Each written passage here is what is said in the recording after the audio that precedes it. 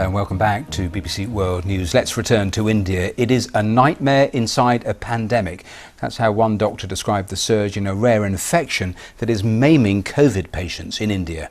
The infection is Mucormycosis, which is also known as black fungus. It is highly aggressive and often doctors are forced to remove patients' eyes or their jaw to save their lives.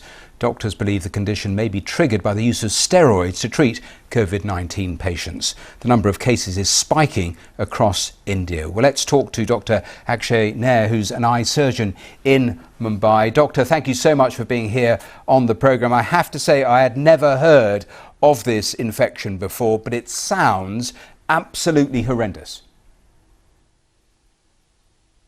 Thank you for having me. It's a pleasure. It is not just you. I mean, many of us were seeing this in the amount that we are seeing it for the first time. To give you an idea, in the past 2 years, I had come across less than 10 cases of mucormycosis, and compare that to the first 5 months of this year, where we've seen more than 40 cases in a single hospital. So the numbers are quite staggering.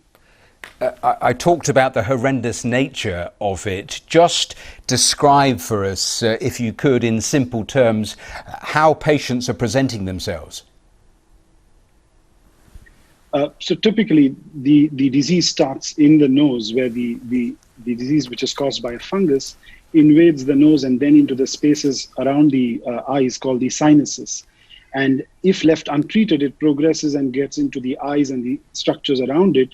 And very often patients come in with blindness, where the vision is completely lost. They have no movement of the eye. They're unable to open their eyes. And they also develop black necrotic patches, which is basically patches of skin that are dying on the eyelids, and hence the name black fungus.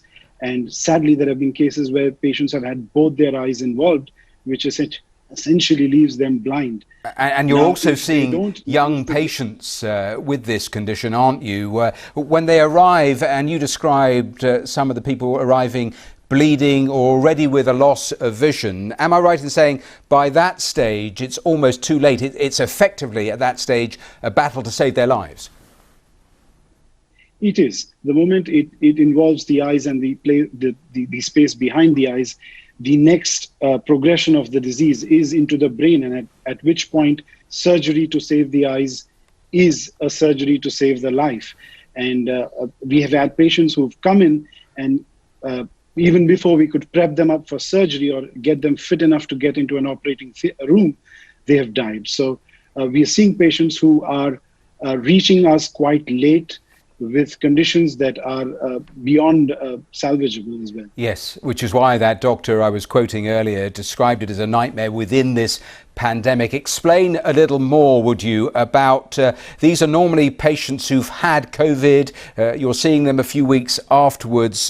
What do you think is actually triggering this? You talked about the rise in cases, but do you understand why you're seeing that? We're now trying to put the pieces together. So mucormycosis typically wouldn't occur in a healthy patient or a healthy individual, but patients who have a very weak immune system, such as patients who are on immunosuppressing drugs that reduce your immune condition, or conditions like HIV/AIDS, long-term diabetics, and people who have had organ transplant. These patients are exceptionally vulnerable to infections like mucormycosis. And this was the group in whom we used to see these diseases. But now with COVID, we are seeing a lot of diabetics have absolutely no control over their blood sugar levels following COVID infection. Yep. People who are not even diabetics are turning diabetics after COVID. And also the use of steroids. Steroids are a group of drugs which are being used in the treatment of COVID as a life-saving drug. So there is no way around not using steroids. And it lowers immunity. Just one or two sentences, if you could, because the government has said it is not a big outbreak. I know that in terms of drugs, you're also seeing shortages of the drugs that can actually help, aren't you? Absolutely. We are seeing a drug shortage. And this seems to be a true drug shortage because the disease never had such a high incidence, for which the market was never equipped for. So we are seeing a drug shortage, and these drugs are life-saving drugs. There has to be an increased production and distribution network to allow these patients to get these drugs. Remember, these patients need these drugs for 4 to 6 weeks after surgery. So it truly is a nightmare within a pandemic. Well, Dr. Nair, thank you so much for coming on the programme and just describing this new condition that you're seeing so many cases of. Thanks very much for your time. Thank you.